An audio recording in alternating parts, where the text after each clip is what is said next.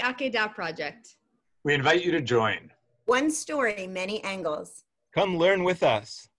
My name is Miryam Kabakov, and I am the executive director at Eshel. Eshel is an organization that works towards inclusive Orthodox LGBTQ communities, and we work with individuals and families. And I am sitting here today with Yocheved Lindenbaum, who is an Eshel mom, and she's also a chaplain. And we're really delighted to have you here today, Yocheved, and having this conversation with me. Yocheved, can you tell us a little bit about yourself and your son? As I was thinking about how I present myself, I realized that as we discuss the Akedah, a very important part of my background becomes resonant. When somebody asked me what the hashkafa, what the outlook, religious outlook in my house was, my answer was Holocaust. I am the third child of two Holocaust survivors, Hungarians, so their time in concentration camp was short, but it was part of their lives till their last breath. And it has had an effect on how I see everything in my children, Tanakh, my work, really everything I do. I got a degree in Judaic studies, and I worked on, I have most of a master's in Tanakh, and I taught for 20 years in Judaic studies in a local day school. I'm the mother of 5 children, mother-in-law of 4, grandmother of 11, and my youngest son, Yitzi, is 24, and he is gay. He told us when he was 16. And he is every Jewish mother's dream. And I think Miryam, would say I'm not exaggerating. He's adorable. He is truly brilliant. He's good looking. He's a nice kid. He has a magnificent voice. He's a poetic writer. He's got a musical mind, a mathematical mind, whatever. He excelled in everything he did in high school. And we are very close. Maybe that's sort of stereotype, but we are very close. And I would say I have different levels of closeness with all of my kids. My kids know me and I know them. Right now, Yitzi is a student. He did 5 years in Hesder in Yeshivat Har Etzion. And now he is living in Jerusalem in an apartment with 3 other guys and is a student of math and computers at Hebrew U. Can you share some of the major challenges that you've had parenting Yitzi in your Orthodox community? In thinking about it, I would put it all into 3 words: shame, anger, and maybe guilt. So the initial, when Yitzi told us that he was gay and I was completely clueless, I knew that I wasn't ashamed of Yitzi, but I knew that being gay in the Orthodox community came with shame. And so we were afraid to tell any of our friends, or we were afraid to tell our siblings or because of how we would be looked at. And I guess the shame would be because we had made a very definite decision that this child is our child and belongs in our house, and nothing, and we hadn't yet thought about navigating if he has relationships or if we hadn't thought about any of that, but we knew that he wasn't going anywhere. He was ours. The anger, I would say, I have to add sadness also. When Yitzi told us the brother right above him was about to get engaged. And in my mind, I had always thought about family as you kind of even out. I have 4 sons and 1 daughter. And as I would get older, I would have 5 sons and 5 daughters. And wouldn't that be wonderful? As somebody who really was missing having those girls around me, I was looking forward to that. And so there was a sadness that I had when I realized that that wasn't what I was going to have. And that maybe our family would be an even number, but it would be different. And so there was a sadness about that. There was a sadness understanding that the community that we've chosen to be a part of will not appreciate my son for what he is. And that's tragic for B'nai Israel. It's tragic that his mind his halachic, innovation and his, I don't even know what else to say, will not be something that's appreciated because he is gay. And that's just ridiculous to me, but it's also true. And so that's my anger, and guilt. I said I might have guilt, but I don't know if I really feel guilty. In the beginning, maybe there was, did I make this happen? Did I cause this to happen? Or there's the guilt of, is what I'm doing correct? So that pretty much sums that up. Let's talk about the Akedah. How would you say the story of the Akedah resonates with you as a parent of an LGBTQ child? I know we've spoken a lot about this before. Once again, Holocaust terminology comes to my mind, which is in the Holocaust discussion, you talk about something called choiceless choices, that people had choiceless choices.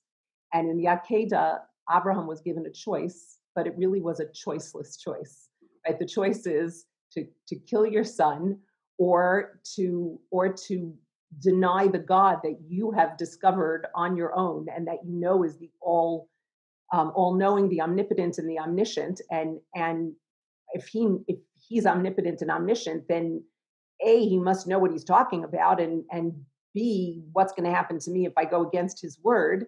And yet I have this child that I love, and I'm not supposed to, I love him. What kind of a choice is that actually?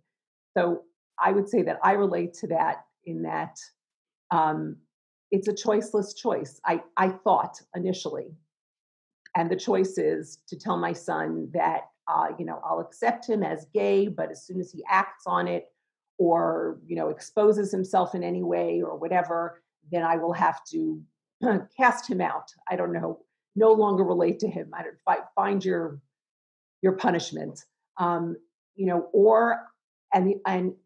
or the other choice is to embrace him completely and totally and know that God is not pleased that I'm embracing somebody who is an abomination. And let's stop there for a second. Okay. Because with time, I definitely related, with time, all of those, so many of those things changed. Yeah. Right? The idea of what does God want from me? And what does Abraham want? And I know one of the other questions that you asked we're going to ask is how am I like Abraham? Mm-hmm. And how are parents of gay kids like Abraham?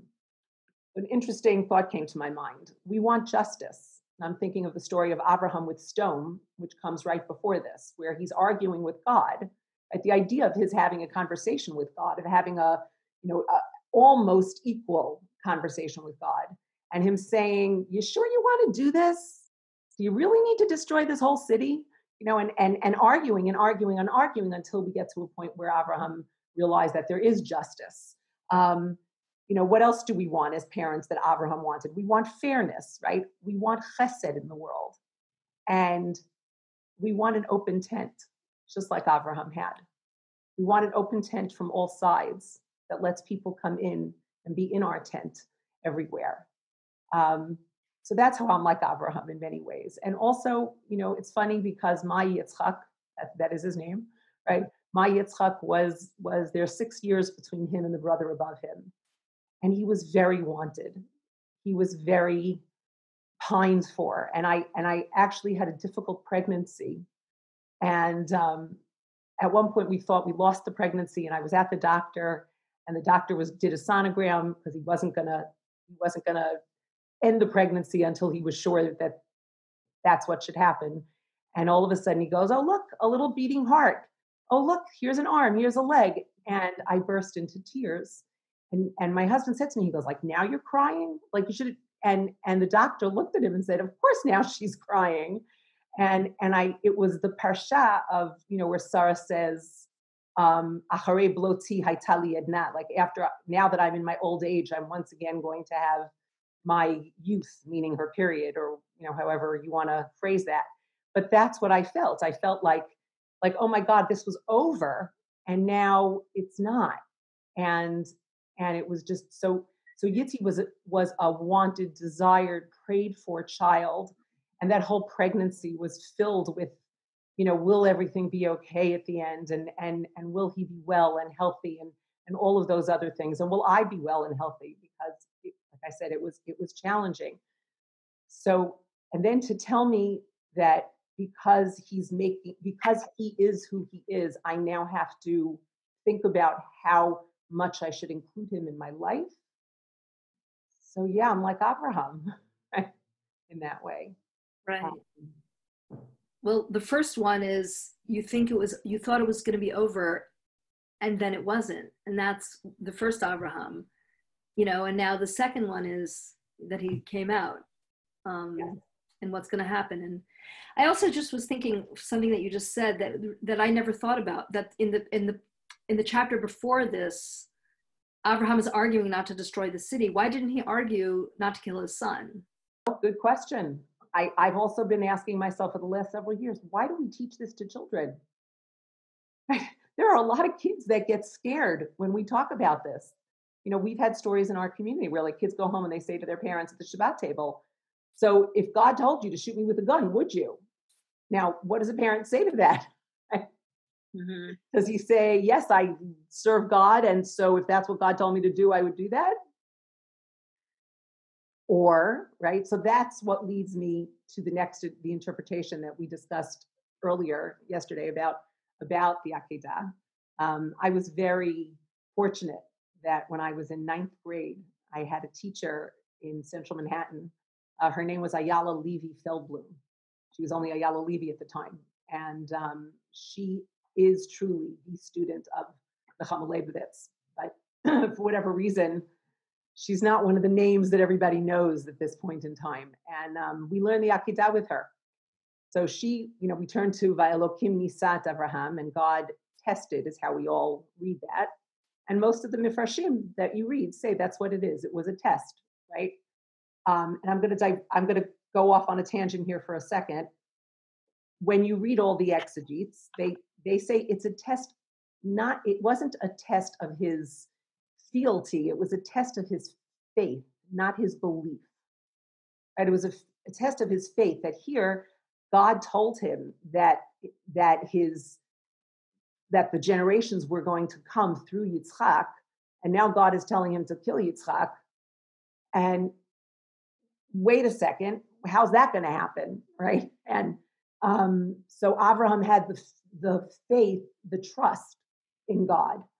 And I was thinking about the idea of when we play trust with kids. So they stand in a circle and they fall into people's arms, and they trust that people will catch them. So there's the level of knowing my friends are not going to, I believe that they're not going to let me fall. But then I actually have to do it. I have to fall back into their arms. And that takes a certain level of trust. It's no longer an intellectual pursuit. It's a real pursuit. But to go back again to the Va'elokim Nisat Avraham, Ayala quoted Nechama Leibovitz, who quoted the Abarbanel, who said that Nisa really can come from the word Nes, which means banner or flag, or I'm sorry, I'm lost on the words. Sisma is the Hebrew word that I'm looking for. And that we are, as the children of Abraham, are able to stand under his banner of this is what our forefather was willing to do for God. And because Abraham did it, we don't have to. And then let's go back again. What is it that God wants of me as the parent of the gay child? And I don't think the Torah doesn't say that a parent has to cast out their child who says he's gay. The Torah doesn't say anything other than what happens if we catch two men having a specific act, which would mean, from rabbinic texts, that they would have to have been warned and they would have to have been seen by two witnesses, and then we react. Other than that, the only thing I'm supposed to do as the mother of a gay child, support my child the way I support all my children. Halachically, actually, once they turn whatever age, I have really no responsibility to him, but let's say socially. So that's what I've chosen to do. Talk a little bit more, Yocheved, about your own faith and your own trust versus your belief. We talked a little bit more about like the progression of how your relationship with God, right? Like, you know, and where you're at now and how that has sort of helped you, I think, with your son. So one of the things I found maddening actually is, as I've been through various travails in my life, is that you could think something through and think you put it in a box and you're done. And then something else happens and you have to rethink that issue which you've already thought about. So I thought I had like thought through, I read Yocheved and I learned this and that and whatever. And I really thought like I was okay with, you know, that with God doing, with bad things happening to good people. And then my father died at a relatively young, he was relatively young. And then, you know, other things happened. I have an aunt who lost 3 living children and many pregnancies after going through the Holocaust and after whatever. And I'm like, I had to think it through again. And it made me angry that I had to think it through again. Also what happens is that with time, I became more mature and I realized I didn't have to answer every question, that it's okay. Okay. You know, there's a Yiddish saying that a Jew doesn't die from a question. I didn't have to answer everything. Enough things have happened in my life at this point in time that I believe in God and that I trust him. And the theology that I came to after dealing with Yitzi for 2 or 3 years, Yitzi being gay for 2 or 3 years, was that, you know, and being a chaplain and going through that training also helps you. God and I are good. We've known each other for over 50 years, and I am his servant, and I've tried to create a home and children who also want to serve God by taking care of his universe. And part of that is taking care of my child. And if I'm wrong, and maybe I am, then I'm ready to accept whatever hell there is to pay. And I mean that literally. And on the other hand, and here this fits very nicely into the time of year that we're in of Elul, I believe that in the world to come, that after I die, I will stand before God with a lawyer and a prosecutor, and I'll have to answer for those things that I did that I was not supposed to do, and I'll be judged. But I also get a defense attorney, and my question to God is, what do you want me to do?